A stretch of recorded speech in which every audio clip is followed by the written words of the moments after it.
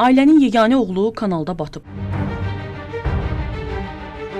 Hadisə Samur Abşeron kanalının Qubanın Vəlvələ kəndi ərazisindən keçən hissəsində baş verib. İlkin ehtimala görə 16 yaşlı Fərid Osmanov su kanalına düşüb, onu çıxarmaq mümkün olmayıb.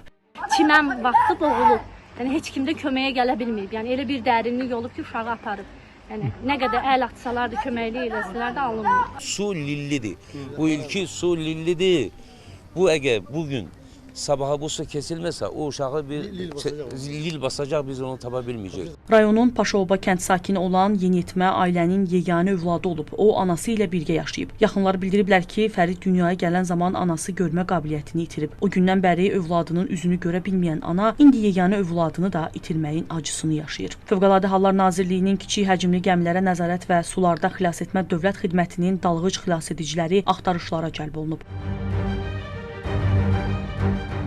İsmayıllıda isə azyaşlı uşaq hovuzda boğulub. Bədbəxt hadisə rayonun Talıstan kəndində qeydə alınıb. 5 yaşlı Tunar Teymurlu ailənin kirayədə yaşadığı evin həyətindəki hovuzda çimərkən boğulub. Azyaşlının həyatını xilas etmək mümkün olmayıb. Hər iki faktla bağlı araşdırma aparılıb.